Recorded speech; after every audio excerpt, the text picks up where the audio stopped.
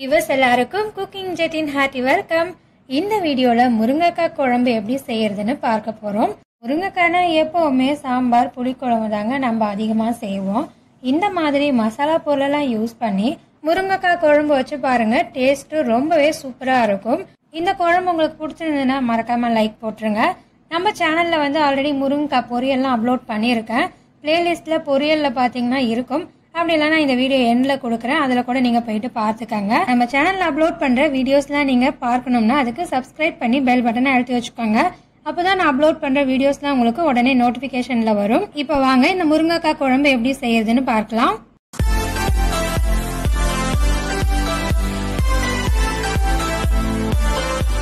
முருங்கைக்காய் குழம்பு செய்யறதுக்கு முதல்ல தாளிப்பு கொடுத்துக்கணும். அதுக்கு கடாயில் 3 டேபிள் ஸ்பூன் அளவுக்கு எண்ணெய் சேர்த்துக்கங்க. நான் கடலை எண்ணெய் சேர்த்துருக்கிறேன். கடலை எண்ணெய்க்கு பதிலாக நம்ம வீட்டில் யூஸ் பண்ணுற குக்கிங் ஆயில் எதனாலும் நீங்கள் சேர்த்துக்கலாம். அடுத்ததாக இதில் ஒரு சின்ன துண்டு பட்டை 3 லவங்கத்தை சேர்த்து தாளிச்சுக்கோங்க. லவங்கம் சின்னதாக இருக்கிறதுனால நான் 3 எடுத்துருக்கிறேன். பெரிய லவங்கமாக இருந்தால் 2 மட்டும் எடுத்துக்கோங்க. அடுத்து இது கூட சின்னதாக ஒரு பிரியாணி எல்லாம் சேர்த்துக்கோங்க. இப்போ நம்ம சேர்த்த இந்த மசாலா பொருட்களை நல்லா பொரியணும். அதுக்காக நான் கொஞ்சம் லைட்டாக இதை வதக்கி விட்டுக்கிறேன். இந்த மசாலா பொருள்லாம் நல்லா பொரிஞ்சதுக்கு அப்புறமா இதில் 1 டீஸ்பூன் அளவுக்கு சீரகத்தை சேர்த்துக்கங்க. எண்ணெய் நல்லா சூடாக இருக்கிறதுனால சீரகம் சேர்த்ததுமே உடனே பொரிஞ்சிடும். அதனால அடுத்த இன்கிரீடியன்ஸை நம்ம உடனே சேர்த்துக்கணும். இப்போ இந்த சீரகம் பொரிஞ்சதும் இதில் வெங்காயத்தை சேர்த்துக்கணும். 2 வெங்காயத்தை இந்த மாதிரி நல்லா பொடியாக கட் பண்ணிட்டு சேர்த்துக்கங்க. 2 வெங்காயன்றது 200 கிராம் அளவுக்கு இருக்கும். அடுத்ததாக இந்த வெங்காயத்து கூடவே கொஞ்சம் போல கருவேப்பிலையும் சேர்த்துக்கங்க. சேர்த்துட்டு இந்த வெங்காயத்தை வதக்கிக்கங்க. இந்த வெங்காயத்தை நல்லா ப்ரௌன் கலருக்கு வர வரைக்கும் வதக்கிக்கங்க. அப்போதான் குழம்புக்கு நல்லா இருக்கும். இப்போ நான் இதை நல்லா வதக்கிக்கிறேன். இப்போ இந்த வெங்காயத்தோட கலரை பார்த்தீங்கன்னா நல்லா சேஞ்ச் ஆகிற வரைக்கும் நான் வதக்கிட்டேன். இந்த அளவுக்கு வெங்காயத்தை நல்லா வதக்கினதுக்கு அப்புறமா அடுப்போட அனலை குறைச்சிட்டு இஞ்சி பூண்டு விழுது சேர்த்துக்கங்க. ஆல்ரெடி நீங்கள் இஞ்சி பூண்டு விழுது அரைச்சி வச்சிருந்தீங்கன்னா 1 டேபிள் ஸ்பூன் அளவுக்கு சேர்த்துக்கங்க. ஃப்ரெஷ்ஷாக அரைச்சிங்கன்னா 8 பல் பூண்டு, ஒரு சின்ன துண்டு அளவுக்கு இஞ்சி சேர்த்து பேஸ்ட் பண்ணிட்டு சேர்த்துக்கங்க.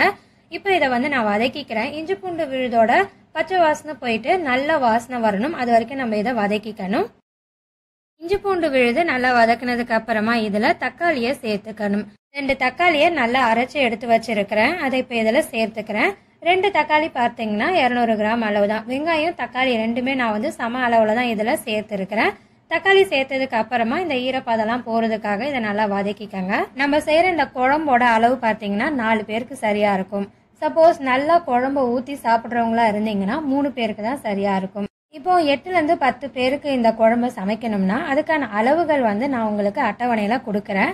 இதே மெத்தட்ல செய்து பார்த்துக்கங்க.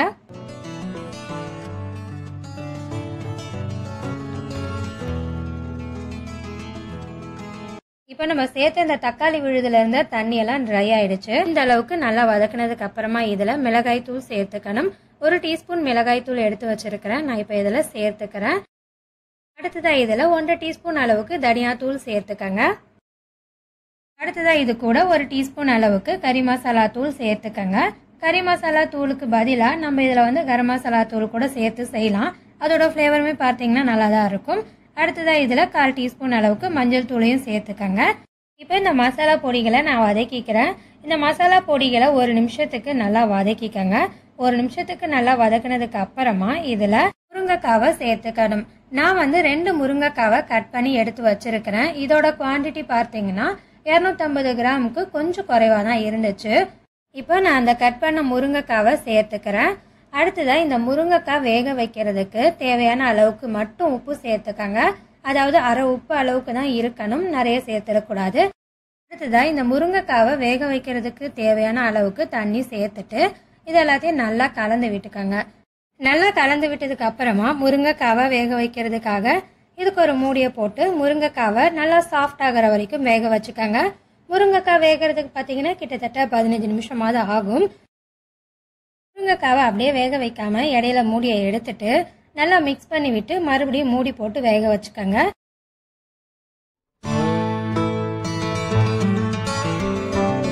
இப்போ நான் இந்த முருங்கைக்காவை நல்லா சாஃப்ட் ஆகிற வரைக்கும் வேக வச்சுட்டேன்.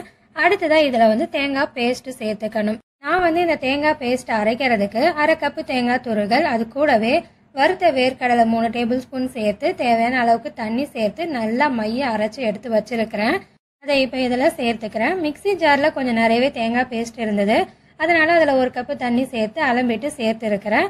அடுத்ததாக இது கூட வந்து இன்னொரு 1 கப்பு தண்ணி சேர்த்துக்கிறேன். மொத்தம் பார்த்தீங்கன்னா நான் 2 கப் அளவுக்கு தண்ணி சேர்த்துருக்கிறேன். இது வந்து இந்த குழம்பு கொஞ்சம் நல்லா திக்காக இருக்க அளவுக்கு தான் வரும். உங்களுக்கு வந்து எக்ஸ்ட்ரா தண்ணி சேர்க்கணும்னு விருப்பப்பட்டீங்கன்னா 1/2 கப்பு மட்டும் எக்ஸ்ட்ராவாக சேர்த்துக்கங்க, அதிகமாக சேர்த்துக்காதீங்க. ஏன்னா இந்த குழம்பு வந்து தண்ணியாக இருக்கிறத விட கொஞ்சம் நல்லா திக்காக இருக்கும்போது டேஸ்ட்டு ரொம்பவே சூப்பராக இருக்கும். அதனால தான் தண்ணி அதிகமாக சேர்த்துடாம ஓரளவுக்கு நீங்கள் திக்காகவே சேர்த்துக்கங்க. ஸோ தண்ணி வந்து சேர்க்கறதா இருந்தால் சொல்லியிருக்க மாதிரி 1/2 கப்பு மட்டும் எக்ஸ்ட்ராவாக சேர்த்துக்கங்க. தண்ணி சேர்த்ததுக்கு அப்புறமா நல்லா கலந்து விட்டு உப்பு செக் பண்ணிக்கோங்க. உப்பு செக் பண்ணதுக்கு அப்புறமா உங்களுடைய டேஸ்ட்டுக்கு ஏற்ற மாதிரி குழம்புக்கு தேவையான உப்பு சேர்த்துக்கங்க. உப்பு சேர்த்ததுக்கு அப்புறமா குழம்பை நல்லா மிக்ஸ் பண்ணி விட்டுக்கங்க. நல்லா மிக்ஸ் பண்ணி விட்டதுக்கு அப்புறமா குழம்பை 5 நிமிஷத்துக்கு கொதிக்க வச்சுக்கோங்க. 5 நிமிஷத்துக்கு குழம்பு அப்படியே கொதிக்க வைக்காம இடையில நல்லா மிக்ஸ் பண்ணி விட்டு குழம்பை கொதிக்க வச்சுக்கோங்க. 5 நிமிஷத்துக்கு குழம்பை கொதிக்க வச்சதுக்கு அப்புறமா இதில் 1 கொத்து கருவேப்பிலையை சேர்த்துக்கங்க.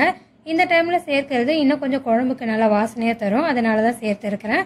கூடவே கொஞ்சம் போல் கட் பண்ண கொத்தமல்லியும் சேர்த்துக்கங்க. சேர்த்துட்டு அடுப்பை ஆஃப் பண்ணிவிட்டு இதெல்லாத்தையும் நல்லா கலந்து விட்டுக்கோங்க. அவ்வளோதாங்க, நம்மளுடைய முருங்கைக்காய் குழம்பு சூப்பராக ரெடி ஆகிடுச்சு. ட்ரை பண்ணி பாருங்கள், கண்டிப்பாக உங்களுக்கு பிடிக்கும். இந்த வீடியோ பிடிச்சிருந்ததுன்னா மறக்காமல் லைக் போட்டுருங்க. நம்ம சேனலில் அப்லோட் பண்ணுற வீடியோஸ்லாம் பார்க்கணும்னா அதுக்கு சப்ஸ்கிரைப் பண்ணி பெல் பட்டனை அழுத்தி வச்சுக்கோங்க. அடுத்த நல்ல ஒரு ரெசிபி வீடியோவில் பார்க்கலாம். நன்றி, வணக்கம்.